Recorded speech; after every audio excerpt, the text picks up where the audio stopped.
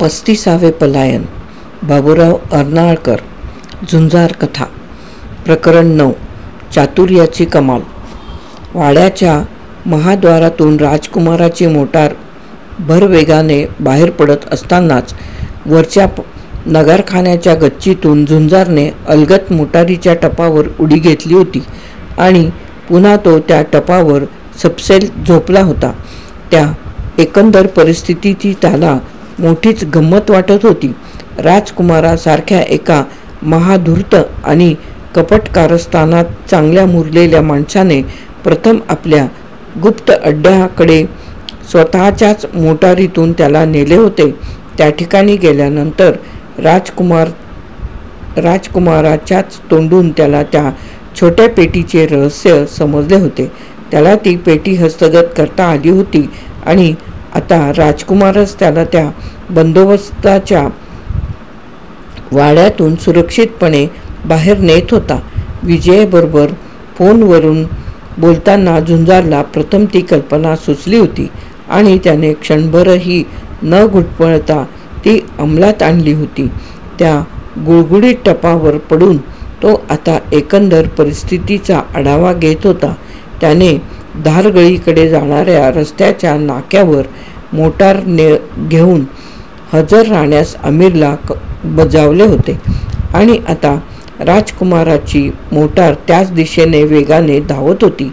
सर्व काही अगदी बरोबर जुळून आले होते.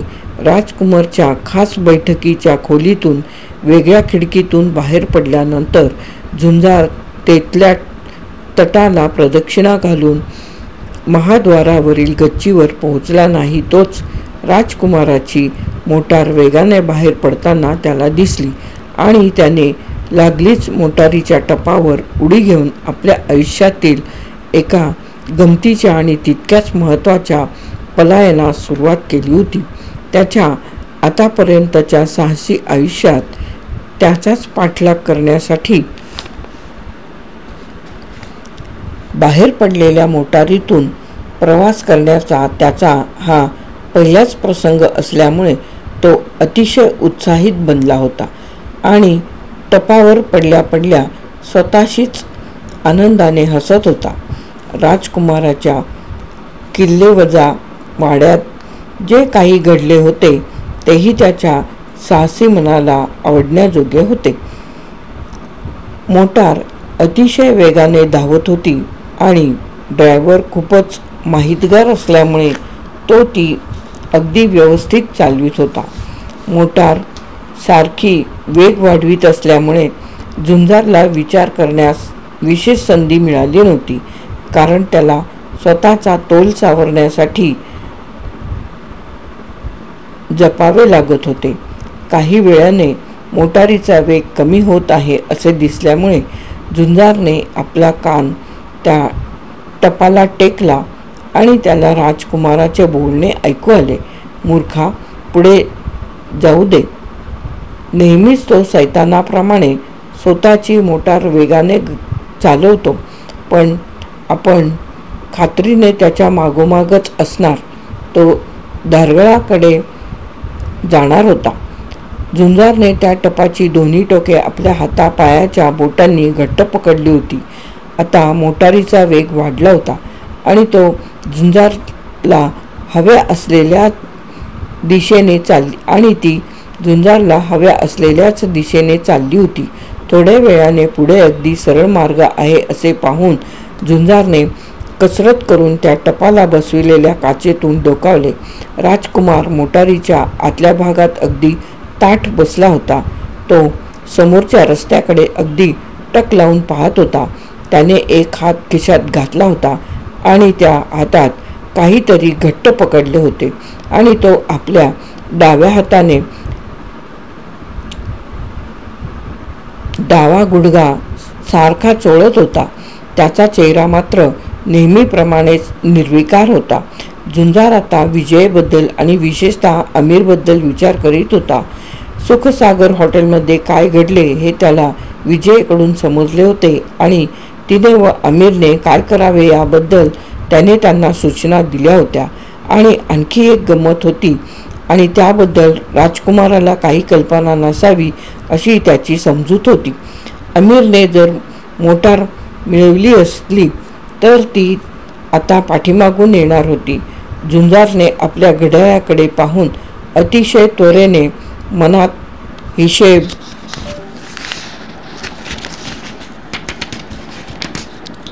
केला. अमीरने जर काही मिनिटे निष्कारण फुकट घालवली नसली तर तो आता त्यांच्यापासून अवघ्या 15 मिनिटांच्या अंतरावर असला पाहिजे.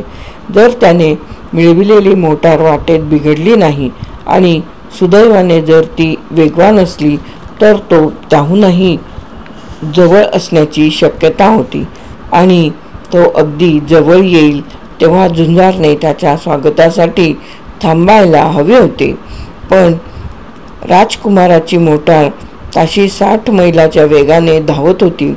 त्या अवस्थेत खाली उतरण्याचा प्रयत्न केला तर बहुधा त्या प्रवासाला हातभार लावल्याबद्दल आभार प्रदर्शन करण्यासाठी जे पत्र पाठवायला हवे होते ते परलोकावरील टपालाच्या पेटीतच टाकावे लागले असते.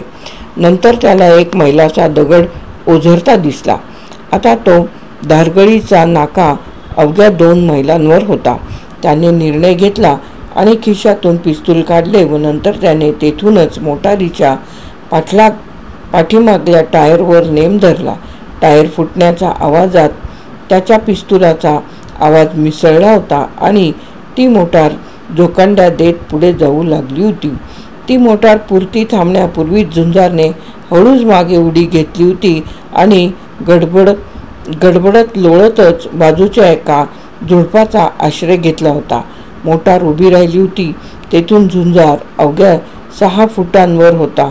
राजकुमाराचा ड्रायव्हर खाली उतरून त्या टायरजवळ आला आणि त्याने हाताने दाबून तो नादुरुस्त झाला आहे याबद्दल खात्री केली व नंतर राजकुमारला रिपोर्ट दिला. राजकुमार खाली उतरला. त्यानेही टायर पंक्चर झाला आहे अशी खात्री केली आणि ड्रायव्हर म्हणाला, मालक, रस्त्यावरील एखाद्या खिळ्याचा हा पराक्रम आहे. राजकुमार अगदी स्तब्ध उभा होता. काही वेळ तो बोलला नाही. त्या अवधीत इतर कुणी माणूस असता तर तो रागाने चरफडला असता, पण राजकुमार हा जणू दगडात कोरलेला माणूस होता. त्याच्यात भीतीदायक आणि अमानुष असे काहीतरी होते. चाक बदल, तो ड्रायव्हरला म्हणाला. यावेळी आपण काही गप्पागोष्टी केल्या तर त्यामुळे वातावरणातील तंगपणा कमी होईल अशा विचाराने झुंजार त्या झुडपातून बाहेर पडला आणि पाठीमागल्या दिव्याच्या प्रकाशात आपल्या हातातील पिस्तूल सहजी दिसेल असे पकडून मुद्दाम मोठ्याने खोकला. मोटारीच्या पाठीमागल्या चाकाजवळ उभ्या असलेल्या त्या दोघांनीही तो अनपेक्षित आवाज ऐकून विजेच्या हजारो सुया अंगात घुसाव्या अशा प्रकारे दचकून मागे पाहिले आणि झुंजारने त्यांच्याकडे पाहून मोठ्याने हास्य केले. अरेच्या, कुठेही गेलो तरी आपण एकमेकांना भेटत असतो, हे चमत्कारिक नाही काय? तो म्हणाला. अरे राजकुमार, हे जर असेच सारखे घडत राहिले तर मी सारखा तुझा पाठलाग करीत असतो असा तुझा निष्कारण गैरसमज होणार नाही काय? राजकुमार अगदी सावकाश भानावर आला. झुंजारला अचानक तेथे येऊन त्याला भलताच हादरा बसला असणार यात काही शंका नव्हती. तरीही त्याच्या निर्विकार चर्येवर कसलाही बदल दिसला नव्हता. प्रिय झुंजार, आपली कशी चुकामुक झाली ते मलाही समजत नाही, राजकुमार शांतपणे म्हणाला. तुझ्याही मोटारीला काही अपघात झाला की काय? मित्रा, माझी मोटार ही तुझीच समज. आपल्यात तसला परकेपणा आहे कुठे? झुंजार म्हणाला.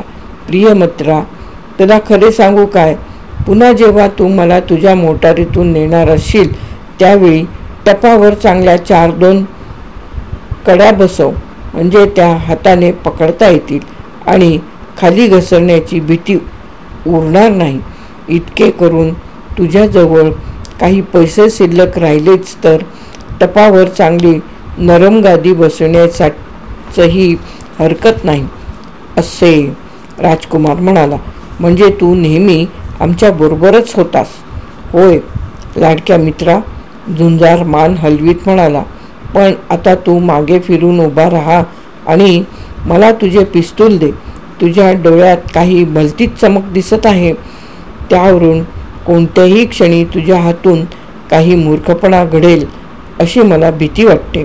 बोलताना झुंजारने अतिशय सफाईने राजकुमाराच्या खिशातून पिस्तूल काढून घेतले होते व नंतर ड्रायव्हरलाही निशस्त्र केले होते.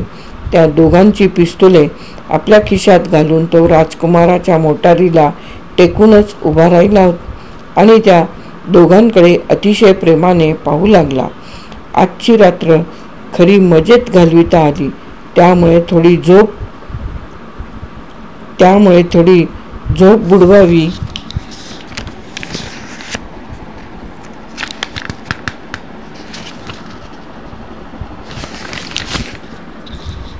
बुडवावी लागली. पण दोन्ही गोष्टी कशा मिळणार? झुंजार आपल्या कोटाच्या खिशातील छोट्या पेटीवर टिचक्या मारीत म्हणाला. या पेटीत काय आहे ते पाहिल्यानंतर मी तुला यात असलेल्या वस्तूंची यादीच पाठवीन. म्हणजे तुला त्यातील एखादी वस्तू विकत घेता येईल. दोघे एकमेकांकडे टक लावून पाहत होते. नंतर राजकुमारही हसला. झुंजार, तुझा जय झाला आहे. मी तुझे हार्दिक अभिनंदन करतो, तो म्हणाला आणि क्षणभर घुटमळला. नंतर त्याने आपल्या कोटाच्या आतील खिशातून एक सुसरीच्या कातड्याची बनविलेली सिगारेट केस बाहेर काढली आणि ती पुढे करीत तो म्हणाला, घे, माझ्या खास सिगारेटपैकी एक घे. मी हा मान फक्त माझ्या बरोबरीच्याच माणसांना देत असतो. मला मोठेपणाच्या मोहात पाडू नकोस. झुंजार दिखाऊ विनयाने म्हणाला. तुझी माझी बरोबरी कशी होणार? माझ्यापेक्षा तू कितीतरी पटीने लहान आहेस. राजकुमार हसला आणि म्हणाला, झुंजार, तू कधीकधी पोरकटपणाची अगदी कमाल करतोस. पण सध्याच्या परिस्थितीत तुझा बहुमान करण्याचे माझ्याकडे दुसरे कोणतेच साधन नाही. झुंजारने काहीशा संशयानेच त्याच्यापुढे करण्यात आलेल्या त्या अजब सिगारेट केसकडे पाहिले आणि त्याला स्वतःचे संरक्षण करण्यासाठी काही हालचाल करण्याची संधीही मिळाली नाही. त्या केसमधून वेगाने बाहेर पडलेला अमोनियाचा फवारा त्याच्या नाकातोंडावर आणि डोळ्यांवर उडाला. झुंजार त्या क्षणीच आंधळा बनला होता. लाल निखारे डोक्यावर ठेवावे त्याप्रमाणे त्याची बुबुळे जळत होती. तो गॅस त्याच्या नाकातोंडातून घशात उतरला होता. त्याच्या जोखंड्या जात असतानाच त्याने 2 गोळ्या झाडल्या व नंतर त्याच्या हातातील पिस्तूल खेचण्यात आले होते व त्याला जोराने जमिनीवर आदळण्यात आले होते. झुंजारच्या मानेभोवती जाड शक्तिवान बोटांचा एखाद्या लोखंडी चापाप्रमाणे विळखा बसला होता. त्या बोटांचा विळखा सोडविण्यासाठी त्याने पराकाष्ठेची मेहनत केली, पण वेदनांमुळे तो बेचैन झाला होता आणि पोटात घुसलेल्या गॅसमुळे तो घुसमटत होता. नंतर त्याने कित्येक मैलांवरून बोलत असावे त्याप्रमाणे राजकुमाराचा आवाज ऐकला. पुरे झाले ड्रायव्हर. त्याच्या मानेवरील दाब लागलीच कमी झाला.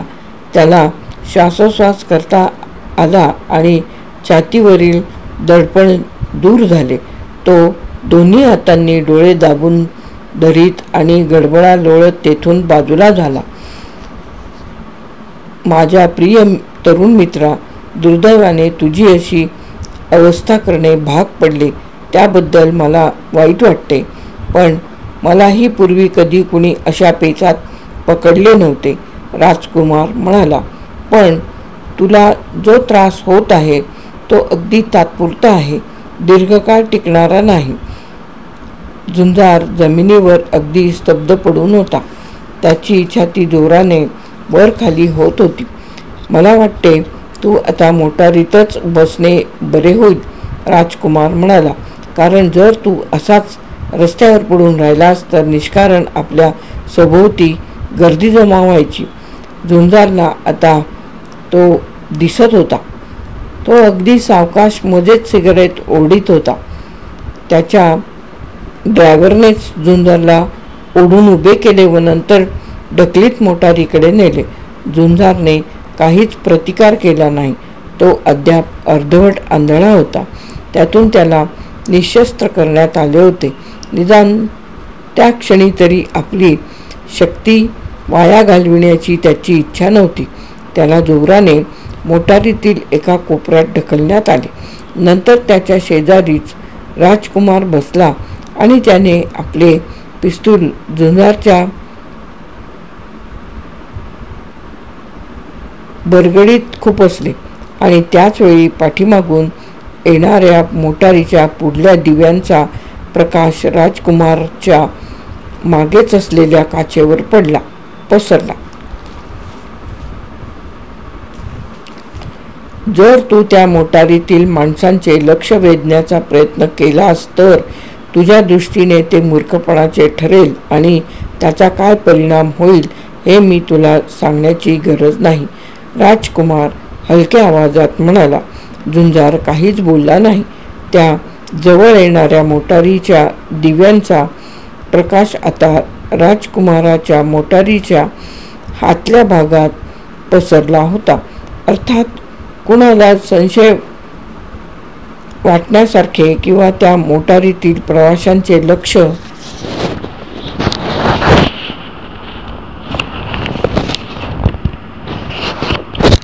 वेधण्यासारखे तेथे काहीच नव्हते. राजकुमार आणि झुंजार हे दोघे मोटारीत जीवस्स कंठस्थ मित्रांप्रमाणे एकमेकांना चिकटून बसले होते आणि त्यांची नादुरुस्त झालेली मोटार दुरुस्त करण्याचा ड्रायव्हर नेटाने प्रयत्न करीत होता. ते दृश्य खेदजनक तर होतेच. रात्रीच्या वेळी कोणी प्रवासी असल्या संकटात सापडलेले दिसले की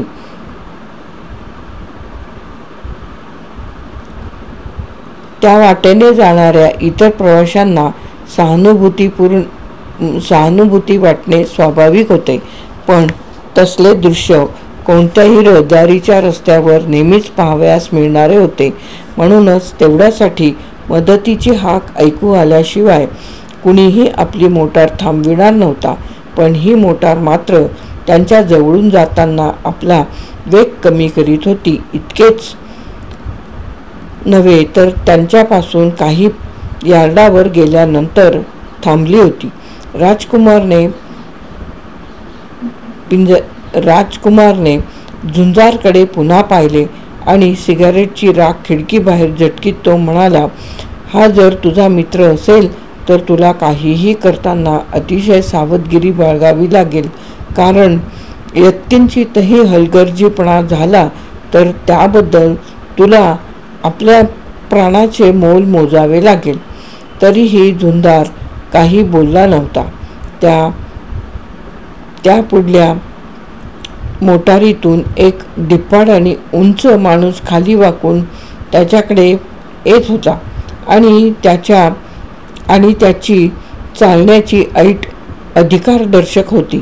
तो जवळ आल्यानंतर राजकुमाराच्या मोटारीच्या पुढल्या दिव्यांचा प्रकाश त्याच्या गणवेशावर पडला होता. तो माणूस जवळ आला. त्याने मोटारीचे मागले दार उघडले. तो स्वतः अंधारातच उभा असल्यामुळे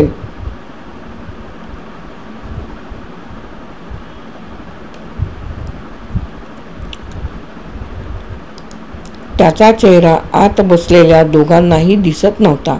साहेब, तुम्ही मला क्षमा कराल अशी माझी आशा आहे, तो बाहेर उभा असलेला पोलीस म्हणाला. झुंजारने यत्किंचितही हालचाल केली नव्हती, पण तो मनातून अतिशय आनंदित झाला होता आणि त्याला मोठ्याने गाणे गावे असेही वाटत होते, कारण जरी तो आवाज बदललेला असला तरी तो आमिरचा आहे हे त्याने ओळखले होते. माफ करा साहेब, पण या माणसाला तुम्ही ओळखता? आमिरने झुंजारकडे बोट दाखवीत राजकुमाराला विचारले.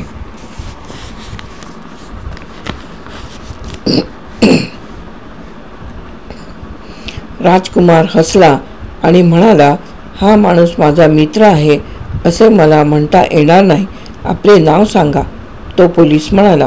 राजकुमाराने खिशातील पाकिट काढून त्यातील एक कार्ड बाहेर ओढले आणि ते पोलिसाला दिले. आमिरने ते टाळण्यासाठी दिव्याच्या प्रकाशात जाऊन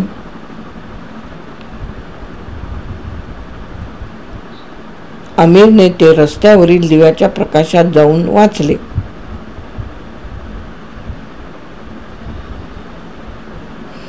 तो परत आला आणि त्याने शिस्तीने सलाम केला. राजेसाहेबांची मी क्षमा मागतो, तो अदबीने म्हणाला. पण आपला पाहुणा कोण हे बहुधा राजेसाहेबांना माहीत नसावे. मला ती माहिती मिळाली तर हवीच आहे, राजकुमार म्हणाला. राजकुमार हा माणूस एक महाघातकी आणि फरारी बदमाश असून याचे नाव झुंजार असे आहे, तो पोलीस म्हणाला. अनेक आरोपांवरून तो आम्हाला हवा आहे. आज रात्रीच त्याने आमच्या 3 पोलिसांना नदीत फेकून ठार करण्याचा प्रयत्न केला आहे. क्षणमात्रच राजकुमार थांबला व नंतर त्याने आपले खांदे दडवून त्या पोलिसांना आपल्या हातातले पिस्तूल दाखविले आणि तो शांतपणे म्हणाला, तुम्ही जे सांगितले ते ऐकून मला आश्चर्य वाटले नाही, कारण त्या माणसाने मलाही लुबाडण्याचा प्रयत्न केला आहे. राजकुमाराने आपल्या शेजारीच ठेवलेल्या त्या छोट्या पेटीवर हात ठेवला आणि तो पुढे म्हणाला, आमच्या घराण्याच्या काही प्राचीन महत्त्वाच्या वस्तू या छोट्या पेटीत असल्यामुळे याच्यासारख्या बिलंदर बदमाशाचे लक्ष माझ्याकडे वळावे हे स्वाभाविकच आहे. आज रात्री मी या पेटीसह एकटाच प्रवासाला निघणार आहे. ही माहिती याने कुणाकडून तरी मिळवली असावी, पण याच्या दुर्दैवाने माझा ड्रायव्हर हुशार आणि शक्तिमान आहे. त्यामुळेच आम्ही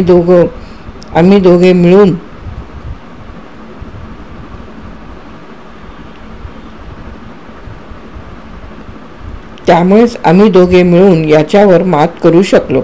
आता आम्ही याला पोलीस ठाण्यावर नेण्याचेच ठरविले होते, पण बहुधा तू तो आमचा त्रास वाचवू शकशील. राजकुमार इतक्या अभिजात चातुर्याने ते नाटक रंगवीत होता की झुंजारलाही मनातून त्याचे कौतुक करावेच लागले. आपल्या घराण्याच्या काही प्राचीन वस्तू त्या पेटीत आहेत हे असत्य त्याने अगदी अचूक सहजतेने सांगितले होते.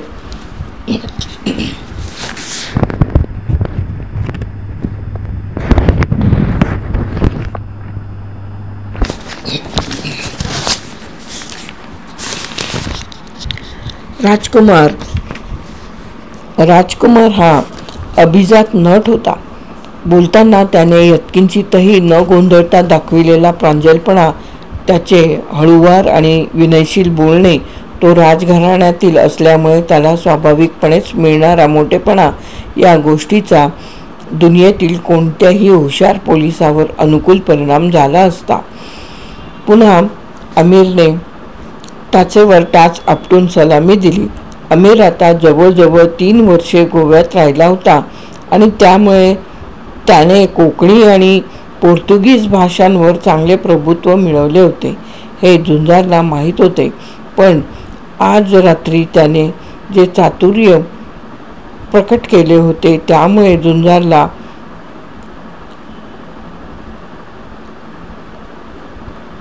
झुंजारला आमिरच्या एका नव्या पैलूचे दर्शन घडले होते आणि चित्रपटसृष्टीच्या एका चांगल्या नटाला मुकावे लागले आहे अशी त्याची खात्री पटली होती. राजेसाहेब, यापुढे तुम्हाला त्रास होऊ नये म्हणून थोडीशी मदत करण्याची संधी मला लाभली हा मी माझा बहुमान समजतो, आमिर म्हणाला. आणि यावेळी झुंजारने स्वतःला पुढे ढकलले आणि तो रागाने म्हणाला, हे साफ खोटे आहे. हे राजेसाहेब माझी चोरी करण्याचा प्रयत्न करीत आहेत. ती पेटी माझी आहे.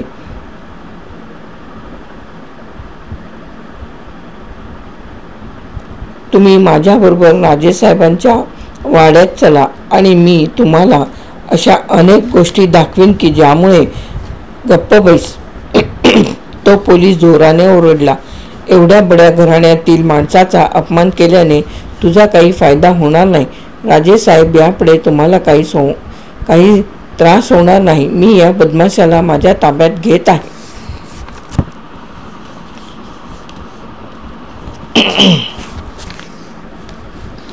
राजकुमाराने आपल्या पाकिटातून 2 100च्या नोटा काढून त्या पोलिसाच्या खिशात खुपसल्या आणि तो म्हणाला, तू एकच गोष्ट लक्षात ठेवायला हवी की माझ्यासारख्याला भलत्या प्रसिद्धीपासून नेहमीच दूर राहावे लागते. राजेसाहेब, आपल्या बोलण्याचा अर्थ मला समजला. या प्रकरणात तुमचे नाव कधीही गोवले जाणार नाही.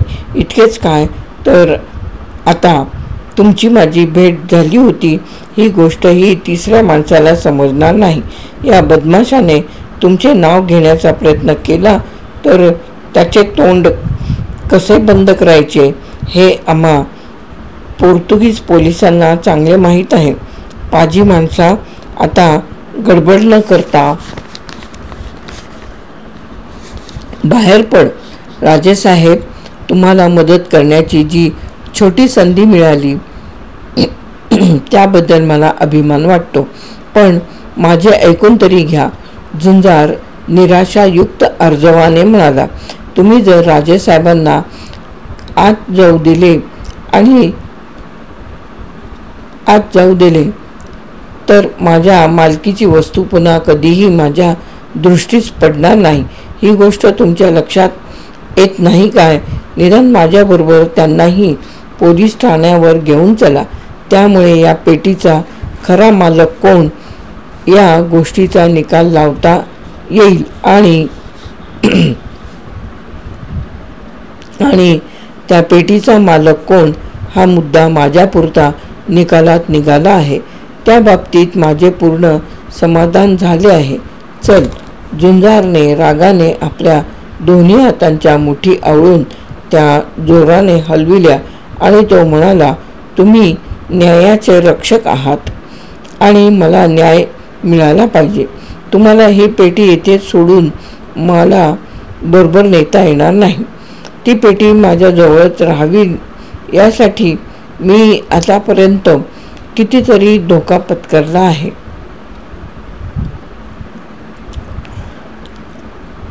तुला आग्वाच्या तुरुंगात 28 वर्षे राहावे लागणार आहे.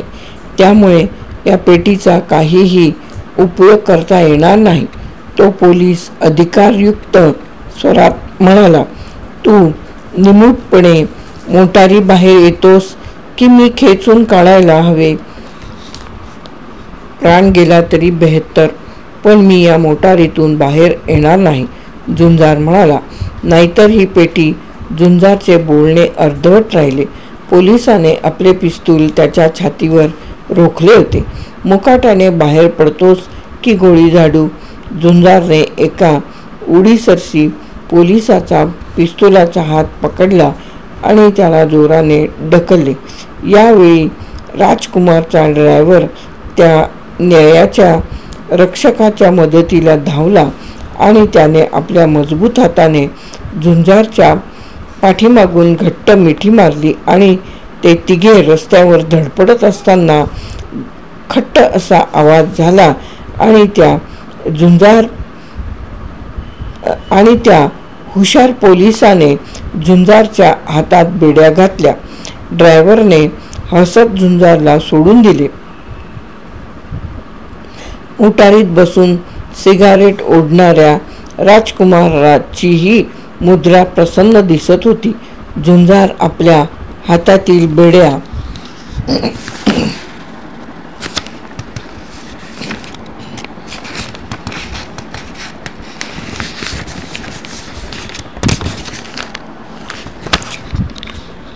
तोडण्याचा निष्फळ प्रयत्न करीत असताना पोलिसाने त्याची मानगूट पकडून त्याला फराफरा ओढीत मोटारीच्या उघड्या दाराजवळ नेले.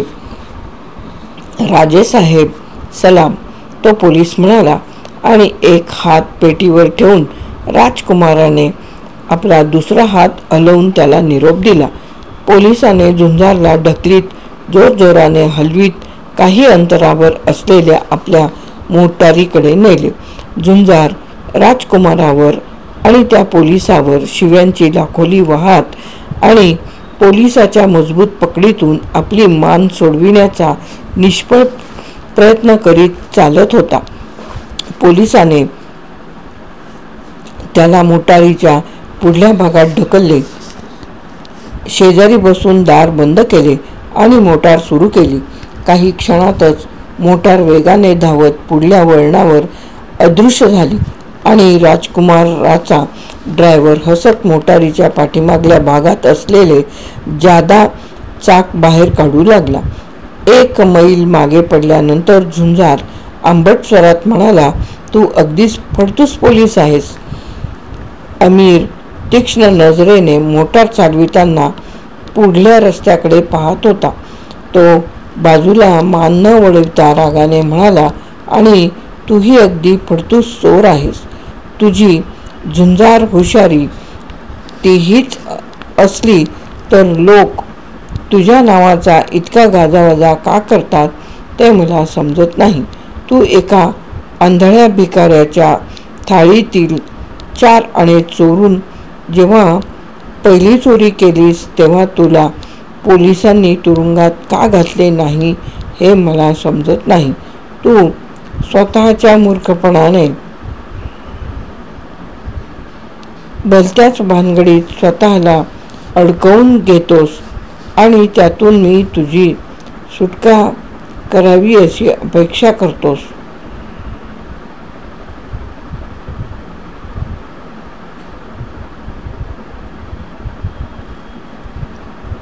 मोटारीच्या पाठीमागल्या भागात आतापर्यंत दडी मारून बसलेल्या विजयने त्या दोघांमध्ये आपली मान सरकवली आणि ती झुंजारचे सांत्वन करण्याच्या उद्देशाने म्हणाली, "तुमच्या ते कसे लक्षात येत नाही? कसेही करून आम्हाला तुमची सुटका करावयाची होती.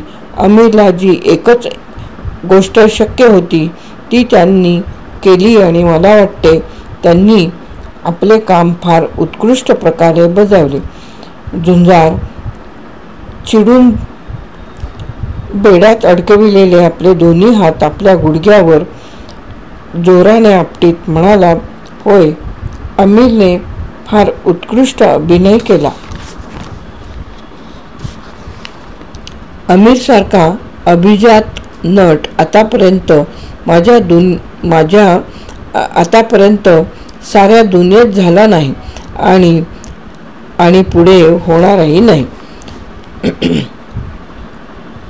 कसेही करून फक्त पलायनच करायचे असले की ते अमीरला सांगावे. सर्व काही सोडून आपली स्वतःची कातडी कशी बचावायची एवढेच पाहावयाचे. त्यासाठी आपण एवढी मेहनत केली आणि आपल्या माना फासात अडकविण्याचा प्रयत्न केला ते मागे ठेवून. त्यामुळेच तुला चांगला धडा मिळाला आहे." अमीर म्हणाला, "ही अद्दल घडल्यानंतर पुढच्या खेपेला तू आपल्या मित्राला आणि बायकोला संकटात अडकविण्याची इतकी घाई करणार नाहीस. पण मूर्खांनो,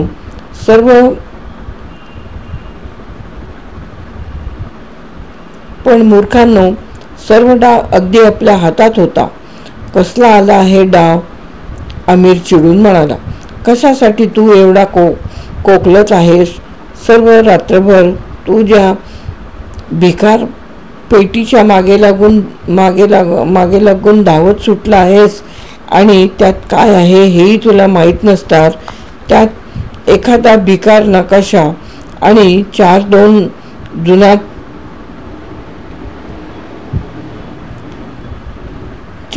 जुनाट कागद नसतील कशावरून?"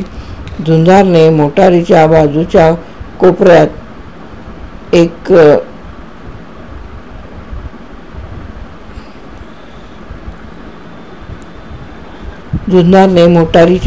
कोपऱ्यात मान टेकली व डोळे मिटले आणि तो म्हणाला, "त्या पेटीत काय होते ते मी तुम्हाला सांगू शकेन, कारण मी ते पाहिले आहे." "त्यात काय होते?" विजयने कुतूहलाने विचारले. मांचुरियाच्या पहिल्या सम्राटाच्या राजमुकुटातील अप्रतिम रत्नांचा मोठा हिस्सा त्या पेटीत होता. 6 आठवड्यांपूर्वी ती मुंबईतील एका प्रसिद्ध आणि जवाहिराचे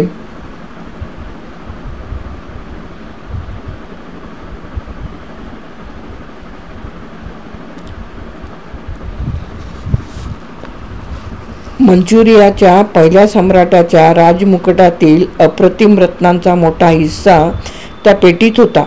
6 आठवड्यापूर्वी ती मुंबईतील एका प्रसिद्ध जवाहिराकडे नेण्यात येत असताना अदृश्य झाली होती आणि त्या आनंदरावांच्या मुळे मला घाईघाईने मुंबई सोडावी लागली नसती तर मीच ती रत्ने मिळविण्याचा विचार करणार होतो आणि आता तर ती अगदी फुकट आपणाला मिळणार होती.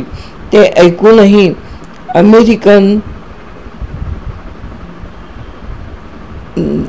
ऐकूनही आमिरवर विशेष परिणाम झाला नव्हता. तो म्हणाला, निदान मला तरी त्या रत्नांचा काहीच उपयोग नव्हता, कारण मी डोक्यावर मुकुट चढविण्याचे केव्हाच सोडले आहे. तुझ्या मस्तकात गोळी घुसण्याऐवजी तू आता या ठिकाणी आरामाने बसला आहेस याबद्दल ईश्वराचे आभार मानायला हवे होते. झुंजारने दीर्घ निश्वास सोडला आणि तो म्हणाला, ठीक आहे, जर तुम्हा दोघांनाही त्या रत्नांची गरज नाही तर जाऊ द्या. मला तरी काय करायचे आहे.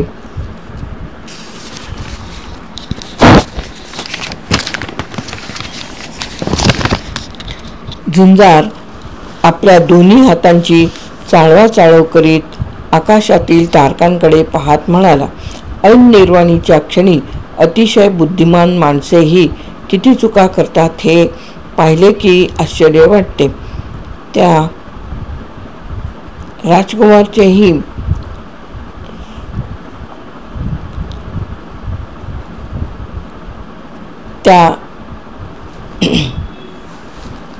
राजकुमाराचेच उदाहरण घ्या. एखादी अक्षरे जुळवून उघडली जाणारी पेटी बंद केल्यानंतर तिला कुलूप लागावे यासाठी पुन्हा कोणता तरी शब्द जुळवून तबकडी फिरवावी लागते. ही अगदी साधी गोष्ट त्याच्यासारख्या धूर्त माणसाच्या लक्षात असणारच असे तुम्ही म्हणाल, पण त्या गाढवाला ती आठवण राहिली नव्हती आणि एका अर्थी ते चांगलेच झाले.